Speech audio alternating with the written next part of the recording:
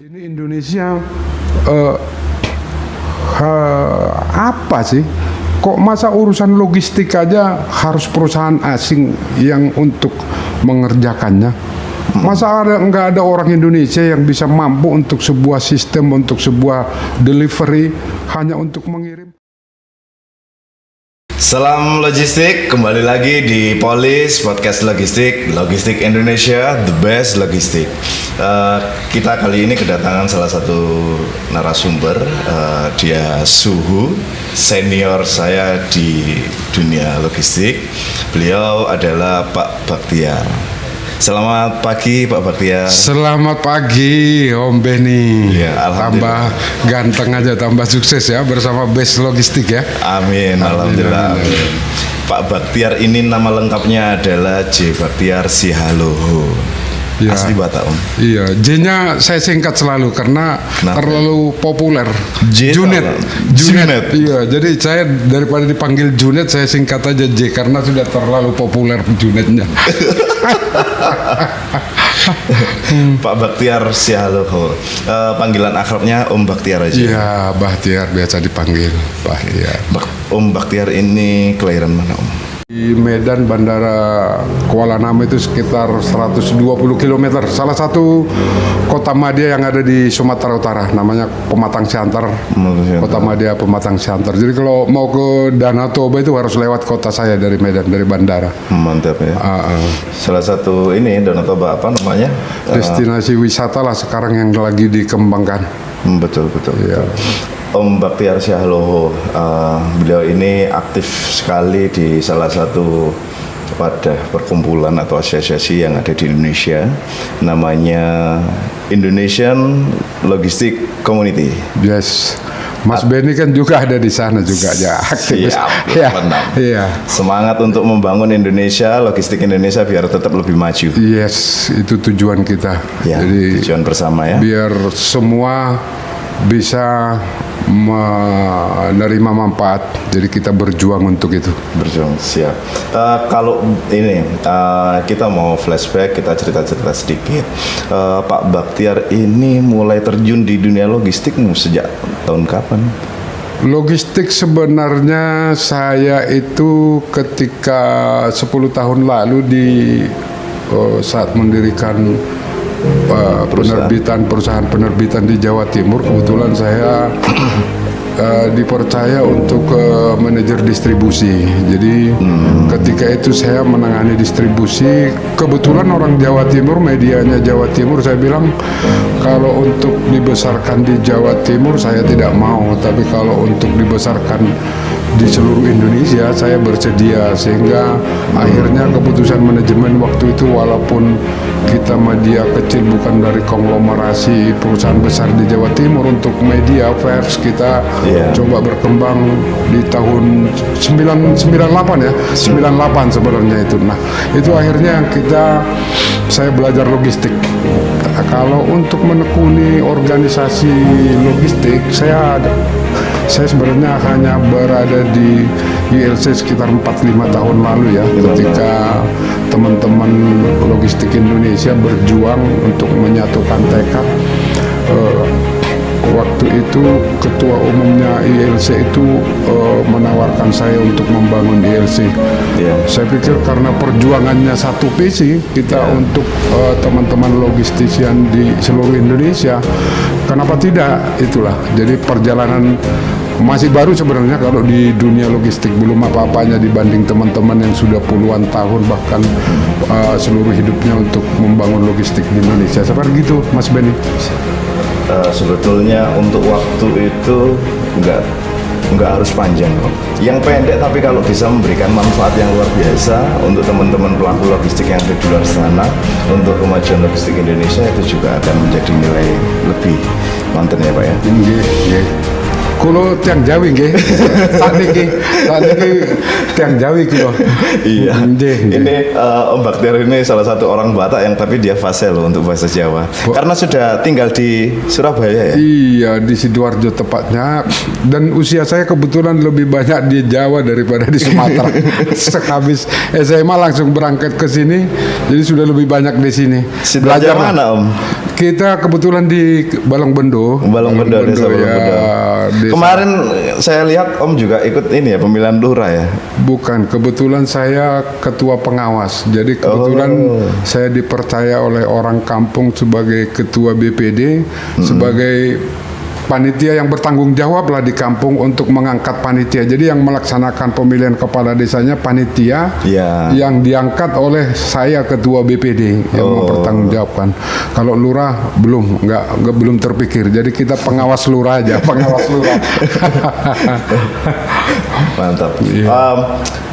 Apa namanya Pak Baktiar, kalau sekarang boleh tahu kesibukannya sehari-hari, kerjanya apa, di mana, kesibukannya apa sih?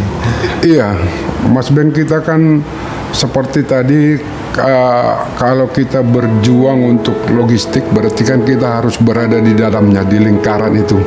Nah, Tepat sekali. kebetulan saya saat ini sedang membantu perusahaan teman saya, akrab saya, orang warga negara Korea yang saat ini sudah menjadi warga negara Indonesia, itu di PT Pusaka Sanijaya. Dia Pusaka Sanijaya.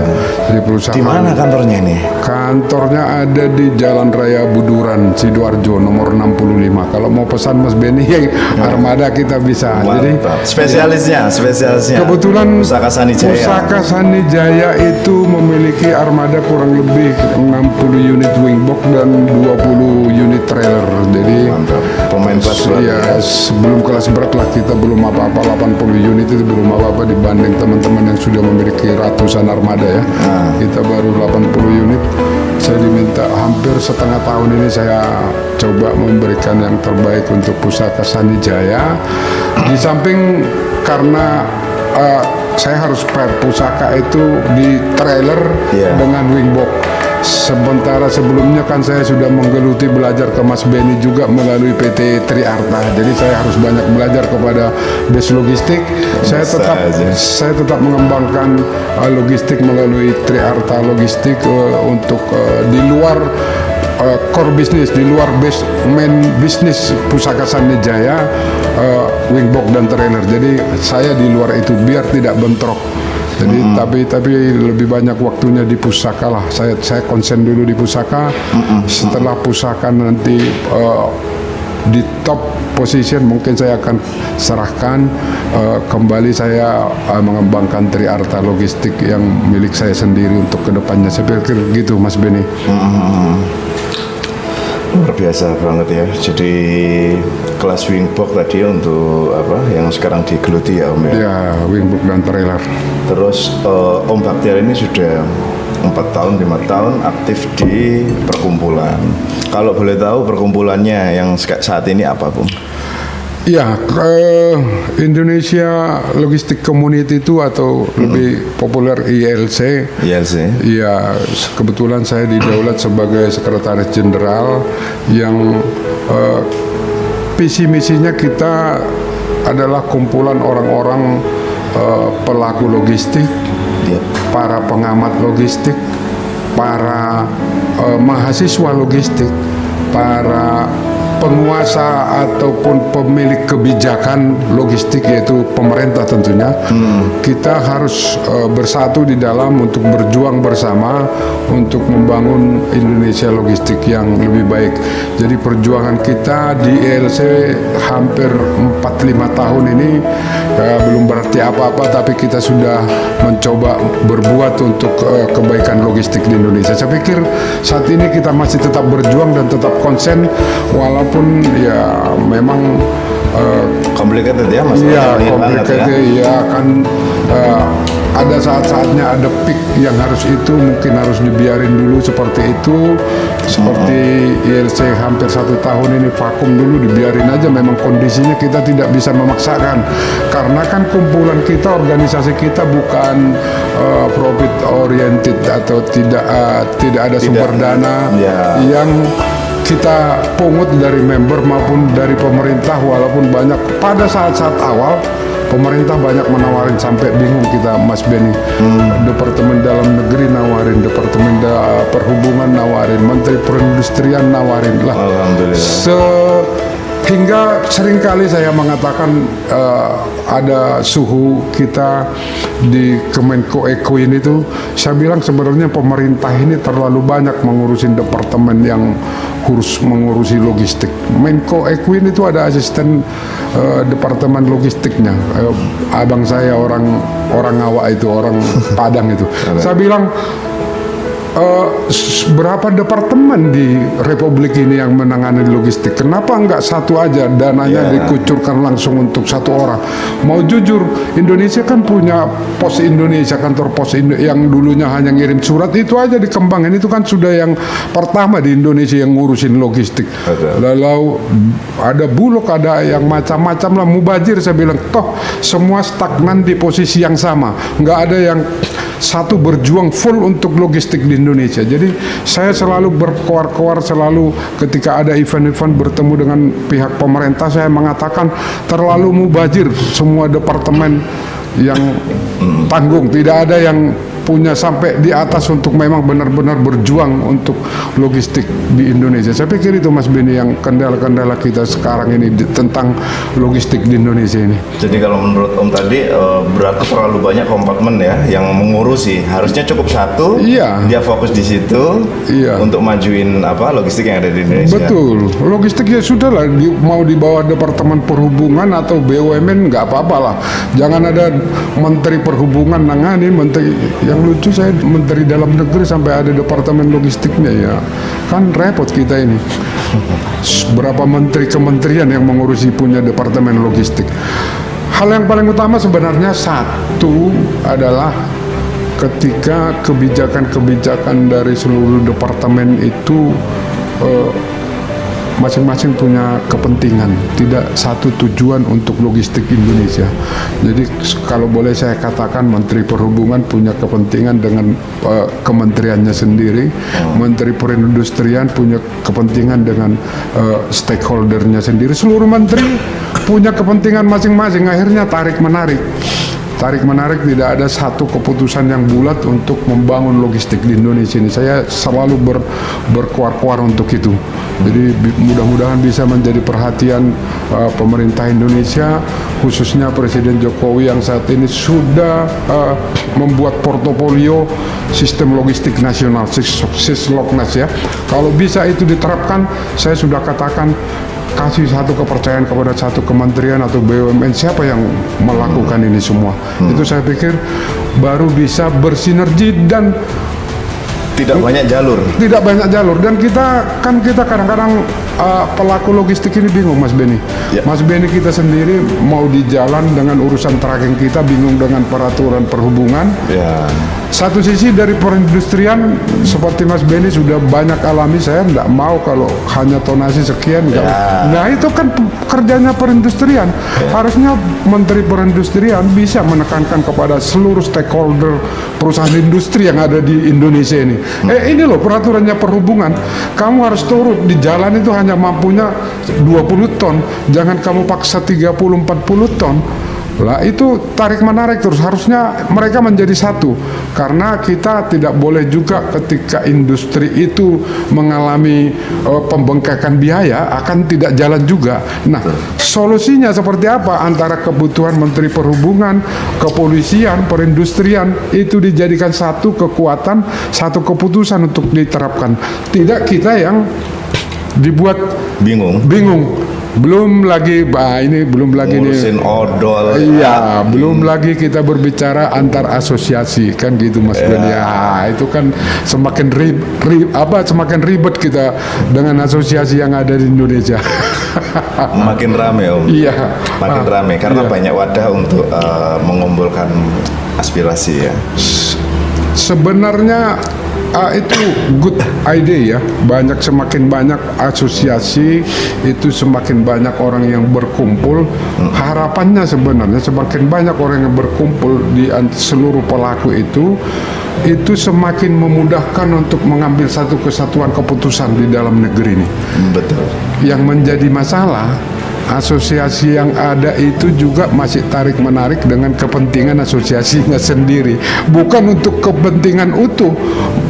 dari seluruh anggota asosiasi itu. Jadi saya nggak usah menyebutkan satu persatu. Ada Aptrindo, ada Alfi, ada Asperindo. Itu lihat aja kebijakannya. Kebijakan masing-masing itu selalu ada intrik untuk kepentingan asosiasi itu sendiri, bukan untuk kepentingan anggotanya. Apalagi dengan maaf ini, yang harus asosiasi bayar sekian puluh juta itu, tapi perjuangannya kepada anggotanya saya nggak tahu seberapa jauh. Analisa saya sampai saat ini, ya maaf ini, jadi hanya kepentingan untuk standarisasi saja seperti zaman-zaman dahulu itu, bukan untuk berjuang agar gimana anggota daripada asosiasi ini memperoleh hasil yang maksimal untuk melakukan kegiatan usaha logistiknya yang ada di Indonesia. Harusnya ini bersatu padu, jangan mementingkan kepentingan asosiasi masing-masing. Jadi ini yang semakin sulit kita ke depannya kalau sana asosiasi A mementingkan kepentingan asosiasinya, anggotanya B ini akhirnya tarik menarik terus, nggak tahu sampai kapan. Seperti lagu yang tren sekarang ya, tanpa batas waktu ya, sampai kapan ini.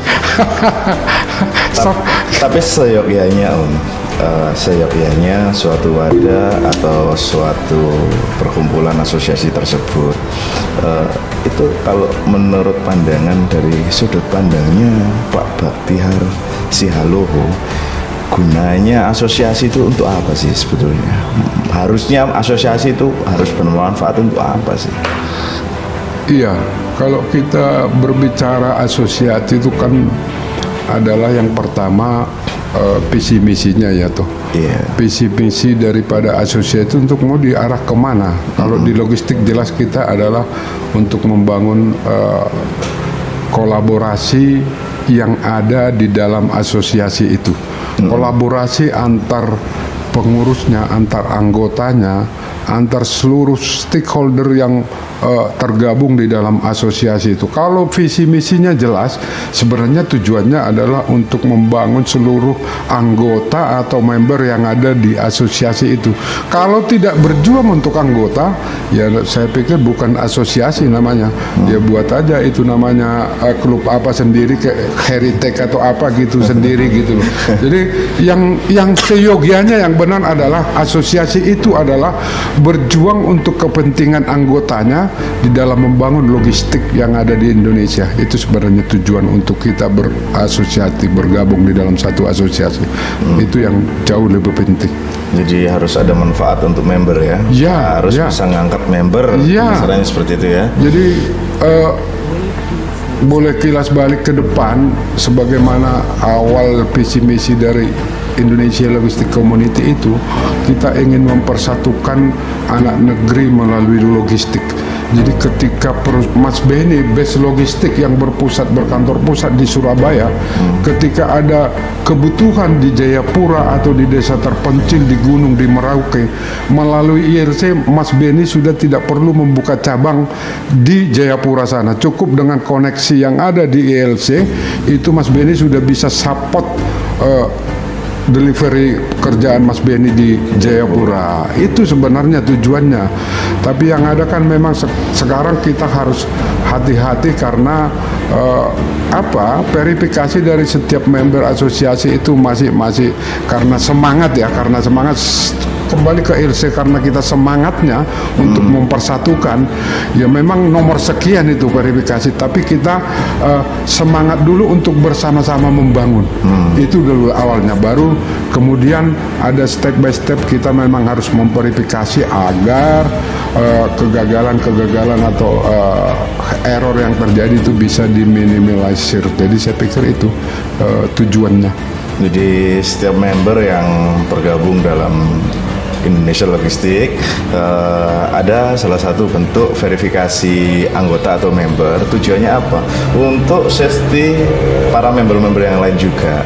Bila terjadi konektivitas atau sinergi, saling melengkapi ya, kalau saya boleh ngomong, saling melengkapi konektivitas tadi, jadi biar sama-sama aman karena sudah terverifikasi, datanya jelas, orangnya jelas, kantornya jelas, seperti itu ya. Oke. Sambil merokok kita boleh Mas, biar santai kita ya. Silakan, monggo. Omplungnya mana Mas? Omplungnya. Saya kenal Mas Benny ini penggemar omplung dari dulu ya. Iya. Ini kalau orang Sunda bilang favorit gitu ya. Favorit. Kalau Surabaya favorit Mas. Oh ya. J. Rokok sopir ya Pak? Iya, sampean pengusaha logistik ya harus berbaur karena mereka salah satu ujung tombak dari perusahaan logistik. Saya sering Iya, karena gini Pak, saya ngomong rokoknya sopir karena saya dulu mulai logistiknya tahunnya itu saya mulai dari posisi saya adalah sebagai driver. Iya. Gitu. Dan sampai saat ini saya tetap menghargai itu. Ke Pulau Bawean ya Mas Benny dulu nyupir ke Bawean kisahnya dia. Jadi Bawean itu apa ya, nggak tahu ya, banyak orang yang nggak mau kirim ke sana karena memang Bawean itu adalah salah satu pulau luar yang ada di wilayah Provinsi Jawa Timur. Nah kebetulan kalau dari sini kita nyebrangnya dari sana, dari Teluk Lamong, dari Paciran. Paciran itu di Lamongan, perjalanan menggunakan kapal ro-ro sekitar kurang lebih 10 sampai 11 jam. 11 jam ya. Pulaunya indah Pak. Iya, kapur ya Pak, kapur ya. Tanah berkapur. Ya tanah berkapur, tapi didominasi sama hutan kayaknya ya. Saya soalnya keliling itu Pak, pulaunya sih nggak terlalu besar, tapi masyarakatnya cukup banyak. Banyak yang dari Pulau Masalembo ke sana, banyak yang dari Pulau Kangean juga ke sana. Itu masih masuk wilayah Kabupaten Gresik. Bawean itu indah pulaunya. Iya. Kapan-kapan kita mancing sana Pak. Kapan-kapan kita ke sana Mas Benny memancing ya. Tapi jangan ada ombaknya ya. Mancing tanpa ombak gitu gimana ceritanya di laut? Mancing di sana itu indah. Aku pernah dikasih kapten kapalnya kalau penyeberangan itu namanya, kalau dari sini dari Gresik ke Pulau Bawean itu kapalnya cuma satu Om. Kapalnya kapal Giliang. Sampai saat ini itu ASDP ya. Nah, sama kapten kapalnya waktu masih belum balik ke sini, aku diajak mancing. Dapat ikan besar waktu itu. Cuman aku bingung di sana nggak ini kan di hotel. Bingung buat masaknya, akhirnya bakar aja di sana. Iya, langsung kayak itu ya. Standing party di halaman hotel di tamannya hotel ya. Iya. Ada hotel di Bawean Mas? Ada, tapi terbatas. Karena sebetulnya kalau wilayah saya yang dikembangkan itu bagus untuk destinasi wisata karena masih asri. Ya. Masih asri. Suka yang asri, saya juga suka yang asri saya Mas. Asik. Yeah. Sesuatu yang asri itu indah, jadi perlu dinikmatin. Kita kan hidup itu harus menikmatin. Betul. Iya.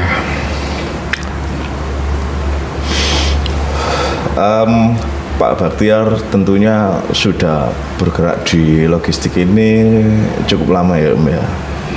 Pasti jenengan punya harapan khusus selain kepada orang-orang yang terdekat.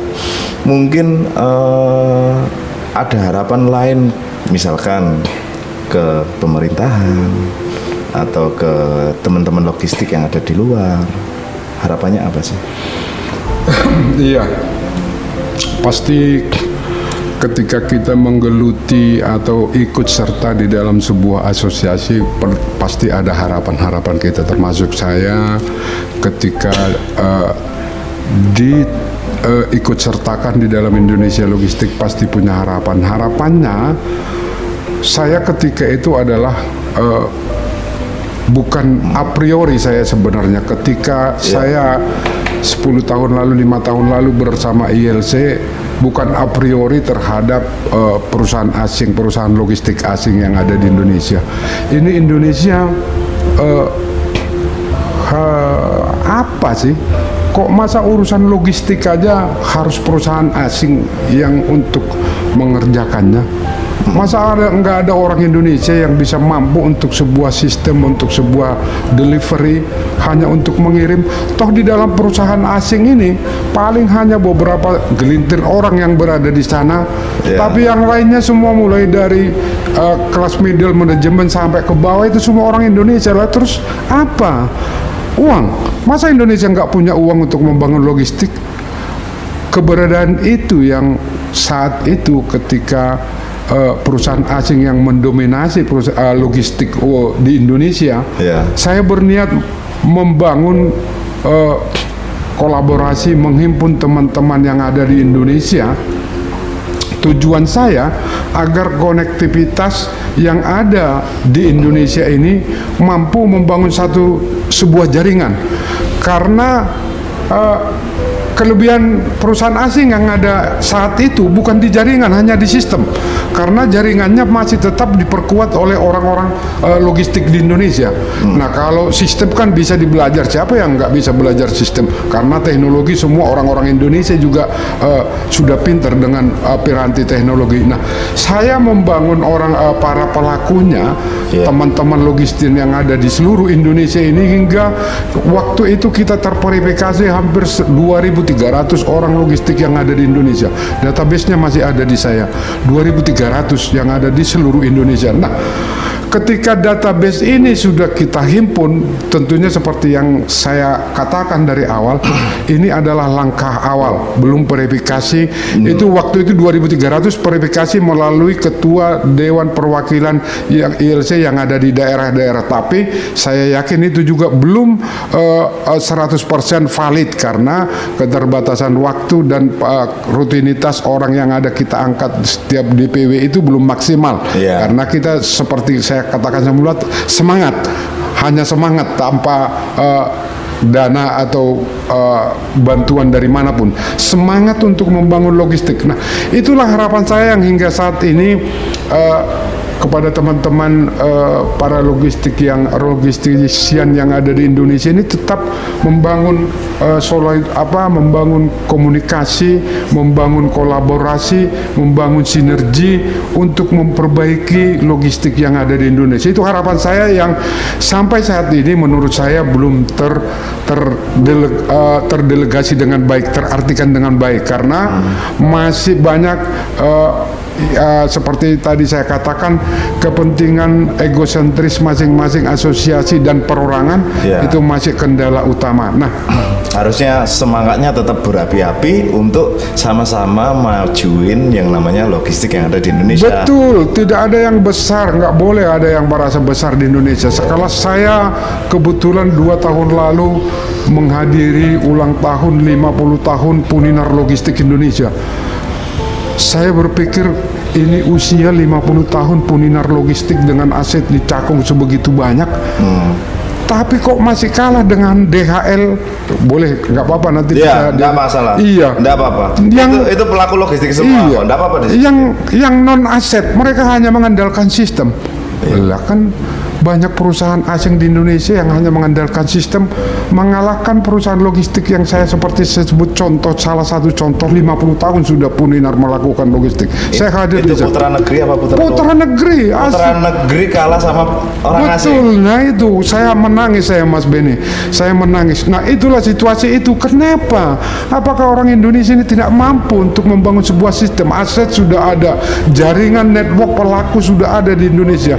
Hanya membangun kebersamaan yang dirangkum dalam sebuah sistem sudah nggak ada apa-apanya. Kita akan lebih besar karena kita punya network jaringan yang sudah tersebar di seluruh Indonesia.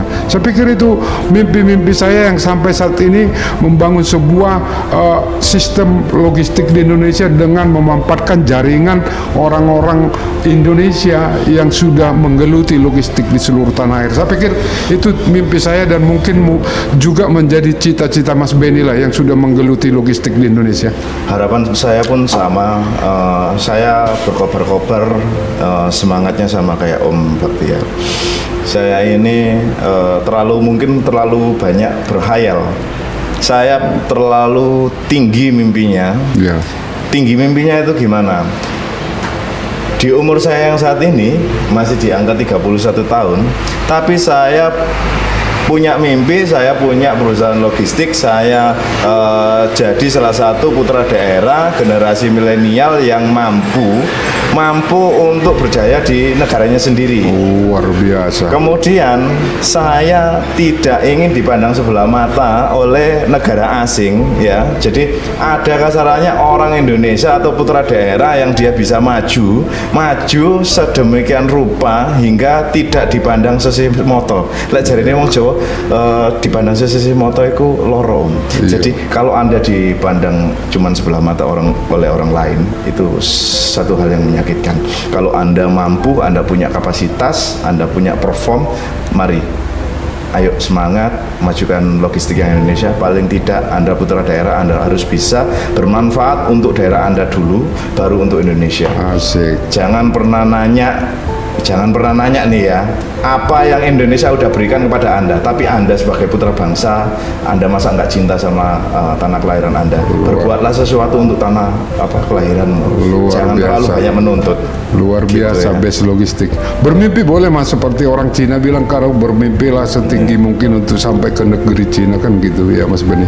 Jadi luar biasa cita-cita, semoga harapan-harapan kita itulah Mas Beni untuk para pelaku logistisian yang ada di Indonesia. Ayo kita bersatu membangun kolaborasi, jangan pernah merasa Anda sudah besar sendiri, Ya. karena logistik tidak ada yang besar, semua harus memampatkan jaringan, semua harus harus saling membangun kolaborasi, bergandengan bergandengan tangan untuk logistik Indonesia yang lebih baik. Saya pikir itu salah satunya untuk kita mampu bertahan ke depan.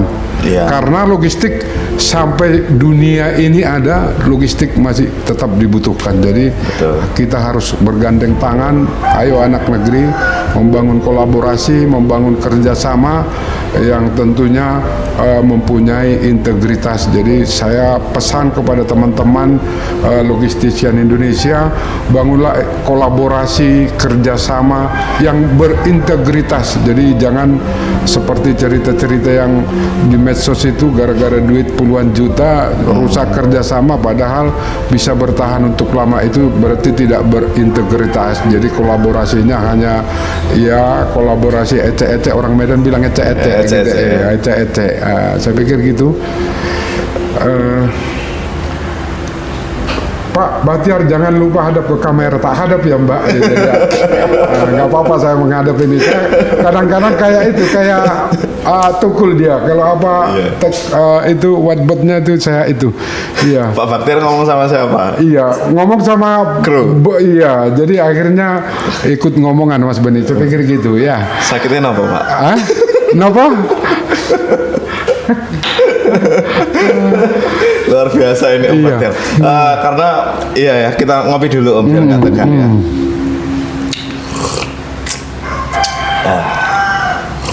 Kopi anak lanang ini ya Mas Beni. Produksi base logistik juga. Ini semua bisnis sepertinya mau dikerjain sama base logistik ini. Kopi iya, logistik ya. Nah ini Om balik lagi. Iya. Putra daerah harus bisa ngembangin sesuatu yang punya potensi di daerahnya. Harus bisa ngangkat. Kalau misalkan kita nungguin yang lain untuk memajukan, kenapa nggak Anda dulu yang bergerak gitu loh? Kenapa harus nunggu? Nah kalau misalkan di daerah Anda itu adalah salah satu usaha yang bisa Anda bangkitkan untuk menjadi besar. Contoh simpelnya kopi aja. Mojokerto itu termasuk salah satu penghasil kopi yang cukup besar di sana. Nah, ini kebetulan tetangga, terus kemudian di rumah juga bisa produksi untuk bikin kopi.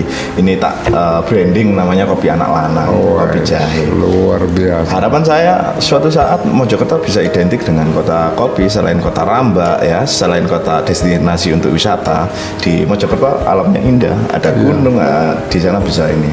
Soalnya aku dulu waktu sekolah pernah jadi duta wisata juga. Oh, luar biasa.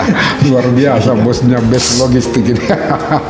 Ya. Jadi harapannya itu, jadi sebagai putra daerah, mari kita bergerak, walaupun jangan mikir Anda kecil, karena dari yang kecil itu akan menjadi sesuatu yang besar kalau dimulai. Kalau dimulai, lakukan dan lakukan. Iya, jangan putus asa. Iya. Itu ya. Alhamdulillah hari ini inspirasi sekali dari Sekretaris Jenderal Indonesia Logistik Community, Om Baktiar Sialoho, salah satu manajer di PT Sani Pusaka Sanijaya. Pusaka Sanijaya. Kebetulan dipercaya sebagai general manager, jadi ya dikerjakan. Saya di setiap tempat selalu berusaha membuat yang terbaik apapun, sebagai apapun Wajib. harus berbuat yang terbaik. Wajib kita Iya. totalitas di Iya. manapun kita wajib. Iya. Karena dengan totalitas itu nanti pasti akan menemukan hasil yang mantap. Amin. Katanya pengelola bandara T2 kemarin, Anda harus jadi anak muda yang mantap, harus jadi yang luar biasa. Nah, Iya. itu salah satu motivasi yang tak ambil juga. Harus mantap. Oh iya, harus mantap. Harus mantap. Kalau yang muda aja nggak mantap, ya tahu, terus nanti tuanya jadi apa? Letoy. Mantap ini ya. Iya. Mantap, mantap, mantap. Satu lagi Mas Beni yang mungkin untuk perlu pemerintah perhatikan, Ya. pemerintah itu harus menjadi wadah yang menampung aspirasi dari seluruh asosiasi atau pelaku logistik yang ada di Indonesia. Jadi Mereka harus banyak-banyak mendengar, mau Banyak mendengar, mendengar. mau mendengar ya. mau mendengar dan Iya. banyak mendengar untuk berbuat kebaikan. Kita tidak menaifkan. Ini tak ewangi belusuan loh. Ya harus. Tak tanyain satu-satu pelaku Iya. logistik ini tak ewangi Kita- belusuan. Kita tidak menaifkan Organda, Alfi, Abtrindo, Asperindo yang sudah lama berkecimpung di logistik yang dipercaya oleh pemerintah. Tapi ayo, kalau di posisi itu aja terus seperti selama ini, tidak turun gunung untuk menyambut teman-teman yang lain, yang boleh dikata secara pengalaman atau apa mungkin tidak kalah dengan teman-teman yang sudah lebih dulu eksis di dunia logistik. Tapi ayo pemerintah, teman-teman yang lain ini hampir di seluruh Indonesia yang sudah bersatu padu, yang sudah membangun komunitas, dengarkan mereka, tampung aspirasi mereka, berikan satu keputusan untuk kebijakan bagaimana membangun logistik Indonesia ini yang lebih baik ke depan. Jadi saya berharap pemerintah mampu menampung dan mendengar suara-suara dari yang terkecil sekalipun agar keputusan dalam Sisloknas yang akan ditetapkan nanti ke depan oleh pemerintah kita bisa lebih baik lagi ke depan. Saya pikir itu Amin. yang harus saya sampaikan di kesempatan ini, Mas Beni. Siap, amin. Karena apa namanya, kalau kita banyak mendengar, di situ nanti kita akan menambah ilmu. Ya. Sanjangi nonton. Jadi orang yang banyak mendengar itu dia akan ilmunya nambah, Pak. Iya, karena pemerintah kan dia banyak bicara sesuai tupoksinya. Mereka banyak memberikan kebijakan. Ya. Di dalam memberikan kebijakan, kata orang bijak, sebagai orang bijak bisa memberikan lebih arif lagi ketika dia banyak juga mendengar. Jadi tidak hanya memberikan kebijakan-kebijakan aja di dalam negeri ini, tapi harus arif juga untuk mendengar orang-orang pelaku logistik yang ada di bawah itu. Saya pikir itu, Mas Beni. Siap. Mungkin cukup dulu bincang-bincang kita pada pagi hari ini dengan salah satu praktisi yang bergerak di logistik. Terima kasih Pak Baktiar atas waktu dan Sama-sama. juga kesempatannya. Sampai kita ketemu lagi. Terima kasih juga kopinya Mas Beni. Sukses untuk Kopi Lanang. Amin. Base Logistik juga sukses semakin Amin. jaya. Untuk podcastnya juga ya. Iya, podcastnya juga. Podcast logistik namanya. Podcast logistik ya, para netizen logistik di Indonesia, jangan lupa ya klik untuk mengunjungi podcast logistik. Ya, podcast logistik. Sukses terus untuk Base Logistik. Amin. Terima kasih. Assalamualaikum warahmatullahi wabarakatuh. Waalaikumsalam warahmatullahi wabarakatuh.